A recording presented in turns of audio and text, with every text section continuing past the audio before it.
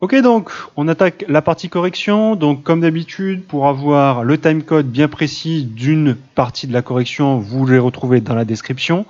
Alors, je vais y aller au fur et à mesure, ça devrait être assez rapide. C'est des choses que vous connaissez. Là, l'objectif, c'était vraiment de travailler sur l'efficacité et un peu de réflexion pour se remettre un peu dans le bain des activités d'électricité qu'on a fait avant les vacances. D'accord? Donc première question, schématise le circuit figure 2. Donc, je vais passer à la caméra. Comme d'habitude, quand on fait un circuit, quand on fait un dessin, un schéma, on essaie d'être le plus méthodique possible, surtout en électricité. D'accord?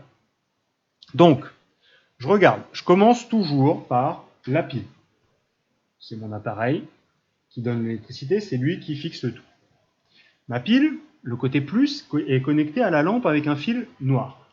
Donc, je connecte ma pile à une lampe avec un fil. Alors, j'ai utilisé du marron parce que mon noir est malheureusement hors service. Voilà. Il est connecté à la lampe avec un fil noir. On sort de l'autre côté. On sort avec un autre fil, toujours noir. Et on connecte ça à une lampe L2. Je continue en essayant de faire un truc carré, dans les deux sens du terme. Voilà. Ça, c'était L1. Ça, c'était L2. OK?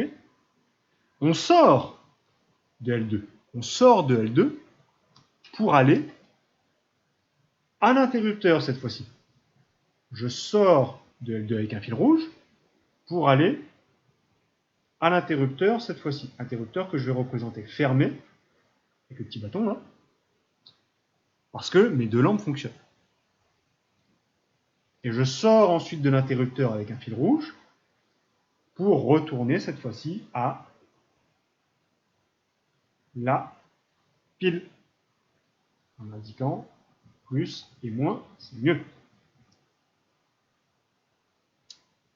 Mon circuit est bien fermé, j'ai une pile, j'ai la lampe L1, j'ai la lampe L2, fil noir, fil rouge,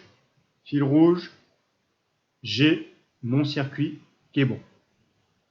D'accord? Vraiment, soyez méthodique. Vous voulez réussir en électricité, cherchez pas à rusher, aller plus vite que la musique. Soyez vraiment méthodique. Je pose, je suis. C'est un chemin. L'électricité, c'est un chemin. D'accord? Il faut bien délimiter les chemins, les intersections, et ainsi de suite. D'accord? Alors, il manque une petite chose. Indiquer le sens du courant. On n'oublie pas. L'électricité, ça part du plus.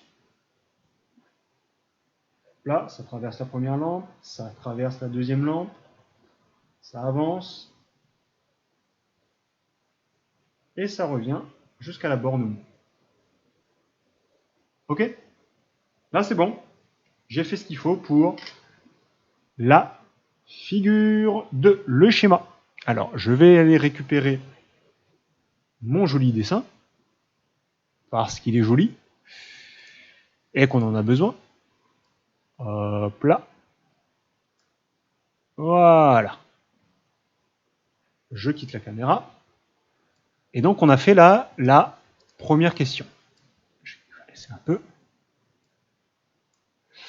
Voilà, première question faite. On a fait le schéma de ce circuit-là. On continue, donc compare l'éclat, deuxième question, compare l'éclat de la lampe L1 et la lampe L2. Bon bah, l'éclat c'est la luminosité. Comparer l'éclat, on constate que L1 brille dans la figure 2, alors qu'elle ne brille plus dans la figue 3. C'est tout, pas besoin de plus. On m'a demandé de comparer l'éclat, comparer la lumière. Avant ça brille, après ça brille plus. D'accord? Efficacité, toujours. Troisième question, là on vous demande un peu de réfléchir. Comment ça se fait que dans la figure 3, ça ne s'allume plus? Pourquoi ça ne s'allume plus? Comment ça se fait? Il faut revenir sur les conditions pour qu'un circuit fonctionne. Pour qu'un circuit fonctionne, il faut qu'il y ait une pile. Ok, bah, la pile elle n'a pas bougé, donc c'est bien. Et deuxième chose, le circuit doit être fermé.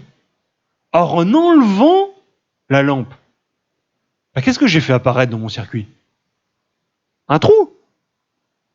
Là, tac, tac, tac, l'électricité, elle passe, et quand elle arrive ici, mon circuit, il est plus fermé ici.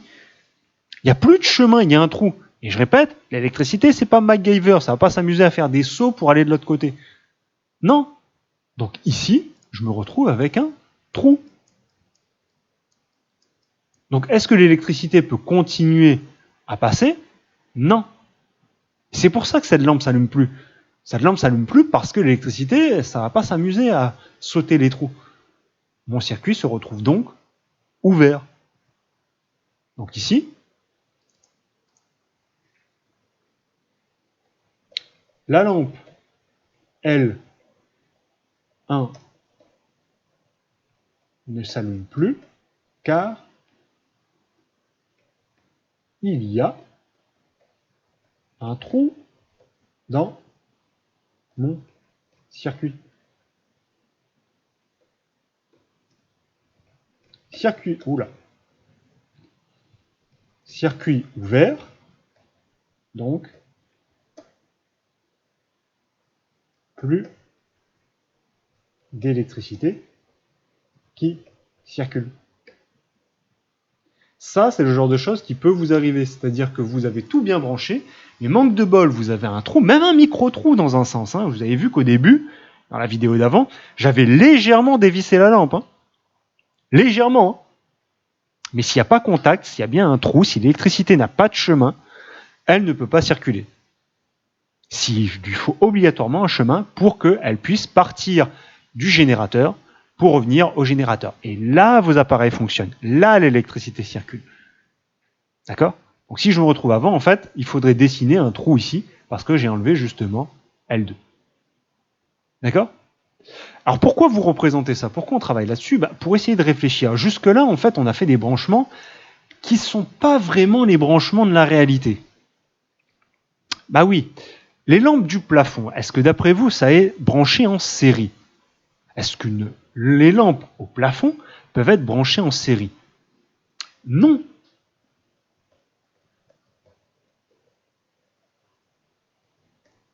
Les lampes du plafond ne peuvent pas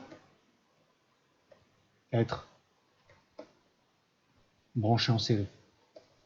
Et pourquoi ça? Car si une, et j'insiste bien, souvent les lampes du plafond, regardez dans les salles de classe, il y en a 6. Si une lampe tombe en panne, c'est tout le circuit qui arrête de fonctionner. Et ça serait quand même embêtant. Le truc, il est là. J'ai même envie de mettre un point d'exclamation. Vos lampes du plafond, elles ne peuvent pas être branchées en série. Les lampes du plafond, il y en a, 6, parfois 12 même dans certains cas. Vous imaginez? Il y en a une. Vous avez une lampe qui tombe en panne chez vous, il y a toutes les lampes qui arrêtent de fonctionner. Et c'est ça l'important.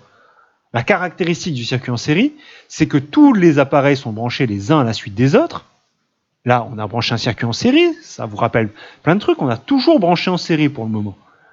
Et quand on les branche en série, certes c'est simple, c'est vrai que c'est ultra simple. On suit, on branche un fil, on ressort un fil, on rebranche un fil, on sort un fil, et ainsi de suite. Mais il y a un problème fondamental.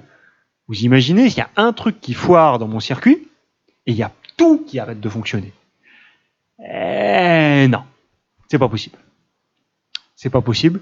C'est pour ça que les circuits en série, les circuits qu'on a branchés ici, sont certes très faciles et très pratiques pour les explications du début. Mais on est obligé de complexifier les circuits en branchant d'une autre façon. D'accord? Donc, on va déjà digérer ça tranquillement. On ne va pas faire les choses dans le rush. Trace écrite déjà sur ces histoires de circuits en série. D'accord? On va revenir sur la définition du circuit en série et d'un des principaux problèmes des circuits en série. Donc, trace écrite en rouge.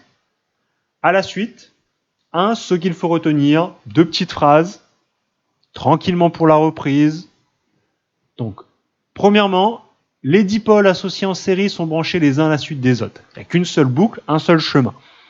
D'accord? Donc, N'oubliez pas, dipôle, c'est des appareils avec 2 points de connexion. Tous les appareils que j'ai montrés ont 2 points de connexion, donc c'est des dipôles. Donc quand on branche en série, c'est les branchements simples. On les branche les uns à la suite des autres, et il y a un seul chemin possible. Sauf que le problème, si l'un des dipôles est défectueux, une lampe grillée, un ventilateur qui est en panne ou ce genre de choses, et le circuit ouvert, c'est tout qui ne fonctionne plus. D'accord ? Ce qui rend le circuit en série assez peu pratique, dans un sens. C'est pour ça qu'on sera obligé, la prochaine fois, de voir justement un peu un autre type de circuit, un peu plus complexe dans son branchement, dans sa description et dans sa schématisation, mais c'est un circuit qui va être un peu plus pratique. D'accord ? Donc, on verra tout ça la prochaine fois. On va s'arrêter là-dessus là, pour aujourd'hui, pour essayer un peu de digérer, pour reprendre un peu tranquillement les bases. N'oubliez pas de prendre les informations sur Web Collège, cours physique chimie 5e, ou encore dans l'onglet à propos, pour les classes virtuelles et les exercices qu'on va commencer à faire justement pour s'entraîner. Prochaine classe virtuelle, on va vraisemblablement corriger les exercices que je vous avais donné à faire pendant les vacances, et on va essayer de commencer un peu de circuit en dérivation. Ça serait pas mal.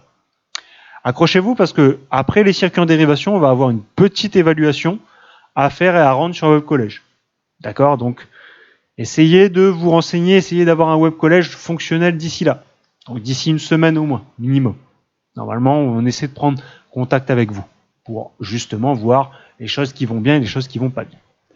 Donc, sur ce, portez-vous bien, révisez bien, tenez-vous au courant, donc onglet à propos, chaîne YouTube ou alors Web Collège. Vous avez le choix. Et sur ce, je vous souhaite une bonne continuation et à bientôt. Bye!